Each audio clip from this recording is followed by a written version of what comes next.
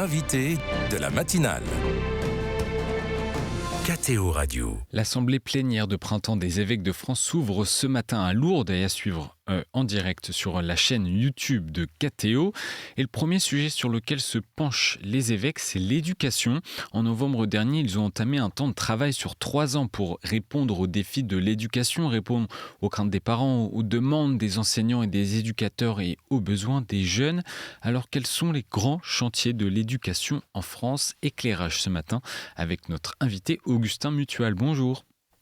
Bonjour. Merci d'être avec nous. Vous êtes le doyen de la faculté d'éducation et de formation de l'Institut catholique de Paris. Tout d'abord, comment vous avez accueilli le choix des évêques de France d'avoir une réflexion triennale sur 3 ans sur l'éducation ? Bien, en tant que doyen de la faculté d'éducation, bien entendu, avec grande joie, surtout que nous sommes en train de fêter les 60 ans après Gravissimo Educationis, donc aussi la lettre apostolique dessinée, les nouvelles cartes d'espérance qui proposent vraiment un diagnostic de l'éducation en ces temps actuels. C'est une lettre qui a été publiée par Léon XIV à l'occasion du jubilé du monde éducatif. Oui, voilà, c'est bien ça. Où il met vraiment l'accent sur les 3 mots qui vraiment touchent l'éducation aujourd'hui, qui est donc un environnement éducatif complexe, fragmenté et numérisé. On va y revenir, et avant de dessiner les contours de ces grands chantiers, Augustin Mutual, j'aimerais savoir pourquoi c'est un enjeu prioritaire, l'éducation en France spécialement. C'est un enjeu prioritaire parce qu'aujourd'hui, ce n'est plus seulement de pédagogie qu'on parle, ce n'est plus seulement des programmes. C'est d'accepter, je peux dire, une question plus profonde. Qu'est-ce que nous voulons transmettre de l'humain dans un monde qui doute de ce qu'est l'humain? Nous ne sommes plus seulement dans une crise de l'éducation, nous sommes dans une crise de civilisation, une crise du sens et même une crise de l'être humain tout court. Donc, cet enjeu est primordial. Aujourd'hui, l'enfant est désormais exposé à des multitudes de sources, radio, télévision, presse, réseaux, smartphone, Internet. Alors, c'est flux rapide, immédiat, souvent non hiérarchisé. Et l'enfant se trouve avec des ensembles d'informations entre les experts et les enseignants. Enfin, voilà. Mais il y a des multiples experts. On se retrouve dans cette situation et c'est pour ça que c'est un enjeu, mais ce n'est pas juste un enjeu de l'Église, c'est un enjeu de l'Église, de la France et du monde. Le premier chantier que vous identifiez, c'est celui, en tout cas prioritaire, de la crise de l'autorité. Oui. Qu'est-ce que vous entendez par là? Autorité morale de l'école, autorité éducative des parents? Ouais. C'est la crise de l'autorité et d'abord, si on remet d'abord dans le contexte de l'école, c'est vraiment la question de la vérité. Et donc aujourd'hui, euh, euh, l'école incarnait par exemple une forme de référence stable, les parents aussi une forme de référence stable. Mais aujourd'hui, cohabite un flux d'informations, d'opinions et de témoignages amplifiés par les numériques et les réseaux sociaux. L'élève est pris dans une tension, enfin l'enfant, dans une tension nouvelle. Que doit-il croire?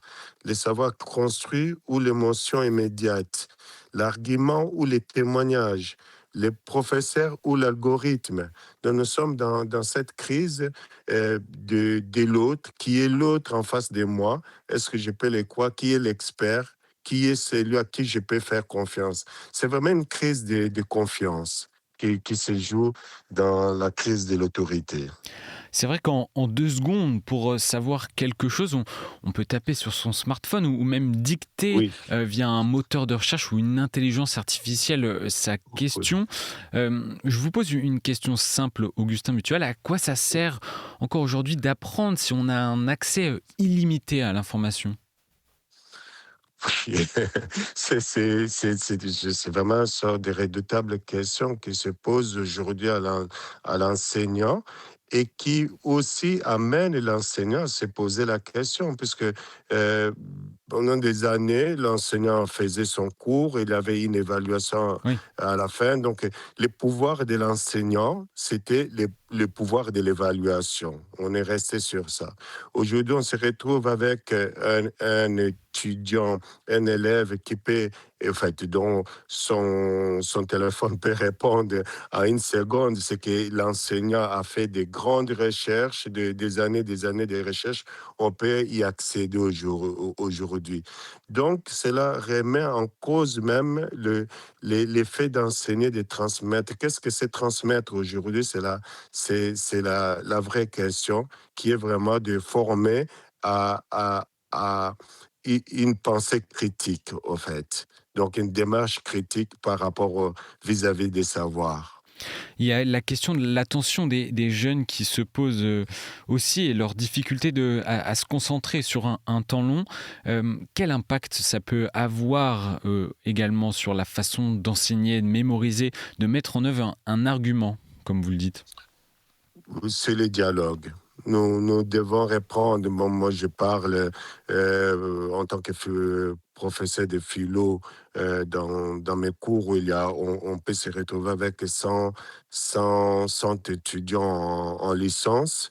Même avec 100 étudiants, l'enseignant doit réinventer les dialogues.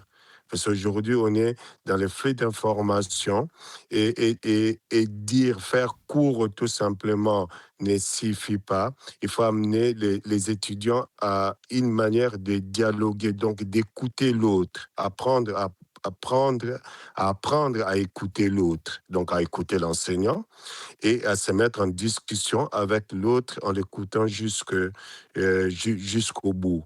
Mais cela ne diminue en rien la qualité de l'enseignant. Ce n'est pas une transmission par les bas, mais amener l'étudiant, l'élève, même l'enfant, à prendre du temps à écouter jusqu'au bout l'argument de l'autre et reprendre ce qu'il a écouté, c'est permettre vraiment d'une manière un peu socratique, on peut dire, ce temps de dialogue avec l'autre.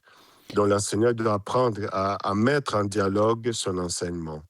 Et c'est vrai que ce soit même au plus bas âge, et c'est vrai aussi dans la vie de famille, c'est essayer de davantage mettre en avant ce dialogue, c'est la clé selon vous? C'est la clé. Je trouve que le dialogue, ce n'est pas tout simplement le fait de se taire et d'écouter, c'est déjà beaucoup, mais c'est surtout le fait d'aller jusqu'au bout et d'argumenter ce qu'on peut dire par rapport à ce qui se présente et de ne pas courir à autre chose. Donc, apprendre à écouter l'autre jusqu'au bout et à mettre en discussion ce que l'autre vient de dire. Mettre en discussion, ce n'est pas dire je ne suis pas d'accord. Mettre en discussion, c'est dire je vous ai bien écouté, je vous ai entendu jusqu'au bout. Et un enseignant aujourd'hui peut amener ses étudiants après une prise de parole Hmm. pendant quelques temps, moi je l'ai fait dans mon cours, j'ai choisi au hasard un étudiant, je lui dis est-ce que vous pouvez un peu reprendre ce que je viens de dire et l'exprimer par rapport aux autres. Et tous les étudiants sont restés attentifs puisqu'ils ne savent pas quand est-ce que je vais les choisir ou Et la choisir. dans ce contexte, Augustin Mutuel, et dans le cadre de cette société où on peut le dire, l'individualisme prime, qu'a justement à faire valoir un enseignement chrétien? Un enseignement chrétien, c'est vraiment c'est revenir à ce qui fait, puisqu'il y a, qu'est-ce que dit les papes? Les papes disent que nous vivons dans un monde complexe. D'abord parce que l'éducation se déploie dans des sociétés pluralistes traversées par des tensions identitaires, économiques et culturelles profondes. Nous vivons dans un monde fragmenté parce que l'unité du sujet est fragilisée, les médiations se multiplient, les sources d'information se dispersent, les appartenances éclate. Nous vivons dans une éducation numérisée, bien sûr, parce que la révolution technologique transforme en profondeur les manières de transmettre, d'apprendre et mettre, et même d'entrer en relation. Donc, et l'éducation chrétienne, c'est permet le mot de pouvoir rentrer en relation aujourd'hui avec l'autre.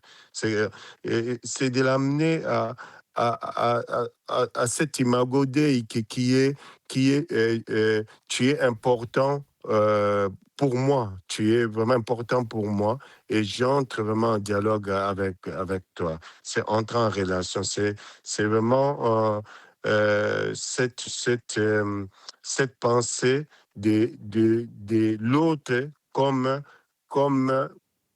image de Dieu, dans le sens l'autre à qui j'adresse la parole, à qui il est adressé la parole et à qui j'adresse la parole. Et, C'est très important. et vous en avez parlé, Augustin Mutual, de cette lettre apostolique publiée par Léon XIV, Oui, c'était en novembre dernier, oui, oui, intitulée oui, Dessiner les contours de l'espérance.